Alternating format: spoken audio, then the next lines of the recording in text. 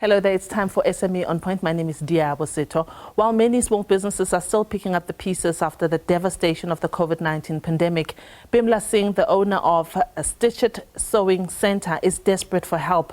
Her dressmaking school is on the verge of closing down with no students in sight. Stitch It is still reeling from the impact of the pandemic. The 79-year-old is still full of energy and loves to impart her sewing knowledge to other women.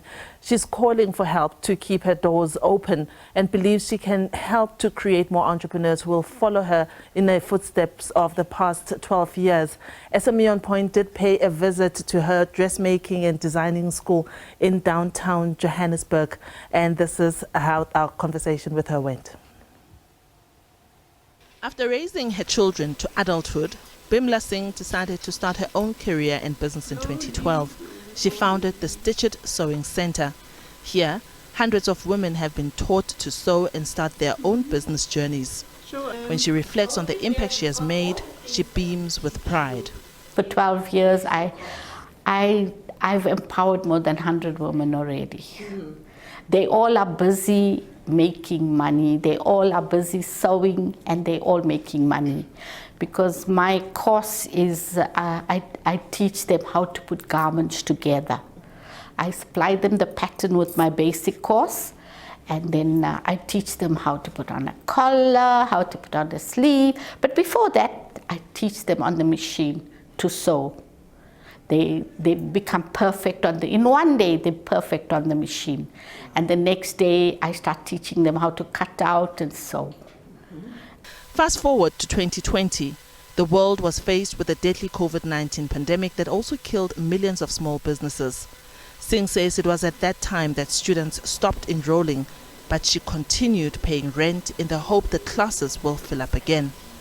While many other businesses are slowly recovering, her business faces an uncertain future. After COVID, everything went south. Everything went south because for one thing, just to give you an example, I stay in Saxonwold, but when I take the bus and go, sometimes I'm the only passenger in the bus. Really, things are that bad because they go to fetch passengers from Randburg. So there's no passengers, there's nothing. You see, most of the kumbis and all that, they basically empty. Yeah, so it's a very hard time, and especially since after this elections, so this whole year. When elections came, then things got even worse. Yeah, well, from the beginning of the year, people were so hyped up about the elections. Nobody wanted to come for lessons. All right, that's the short story of Bimla Singh and how her business was impacted by COVID. And I bring her in virtually via studio. Bimla Singh, thank you so much for joining us. And I also bring Kolisa Muraka, who is with Collab for Growth. She is a well-sought-after business coach. And we've asked her to come and give an express mentorship to Bimla. And we're going to be connecting them in future so that they're able to help to see how Bimla's business can recover and become profitable again. Welcome. Thank you for joining us on SME On Point. As you can see, obviously, we don't have a lot of time, but I'm going to ask you to just, I'd like to introduce both of you ladies. And then firstly, I want to get your overview, a short overview of the analysis that you saw with what I sent you yesterday of the business and how you can advise Mrs. Singh. Great. Good afternoon, Mrs. Singh, and thank you so much, Diabo, for having me. Maybe a quick question, Mrs. Singh. If you had to pinpoint the challenge that you're experiencing right now, what's stopping people from coming into your business at the moment, if you had to just choose one thing? I've got a website. Quite a lot of them phone me and they come down because honestly, it's very difficult. I tried to get a marketing agency. I had to pay them 3,000 Rand to market my business, and they just took the money and made a few pamphlets and vanished. All right. So I don't have the money to start to do all this expensive marketing and all that. I rely mostly on my, before it used to be a lot on word of mouth. Students used to come, show people what they do, but all that has died down now. So business people are very demoralized at the moment because there's nobody there. People are battling, struggling to earn a living. Yeah, thank you. Let's hear what thank you so much, Mrs. Singh. Definitely. So I think what Mrs. Singh is going through is common for most businesses, and I think post-pandemic, you find that small businesses are struggling to pick up. But what we've found is that it's not just about customers are not coming in. We have to digest and say what's not bringing customers, because what businesses had to do, big and small businesses, post-pandemic, and even it's a continuous process, is saying, how can we review our current business model, which a lot of small businesses don't have an understanding and an insight of what even a business model means. It's saying, how do we create, capture, and deliver value to our customers, right? Okay. And you found that post-pandemic, a lot of things have changed, have shifted, right? And the way Mrs. Singh used to do business before might no longer be relevant. I mean, for instance, I looked at the packaging and the costing, right?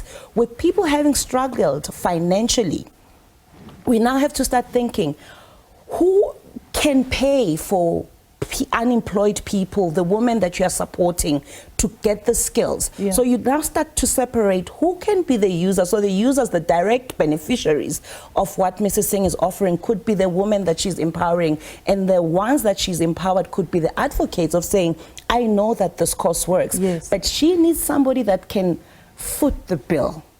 An organization that can support, but you're not just going to go to any organization. But then how does she identify that organization, and how does Mrs. Singh approach them?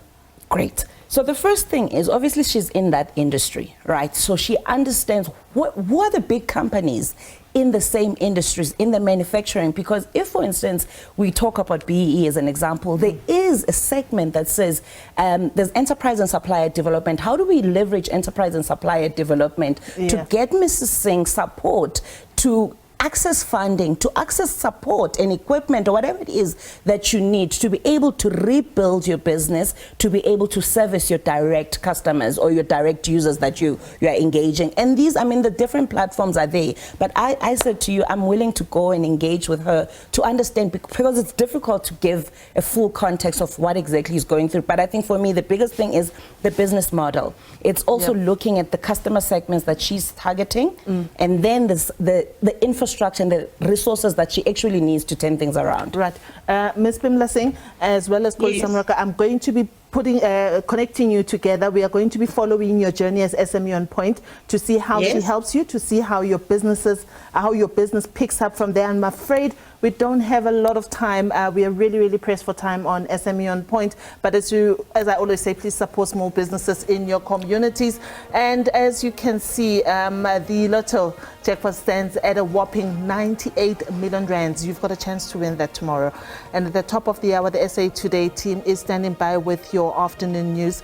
It's goodbye from me and my guest here on SME On Point.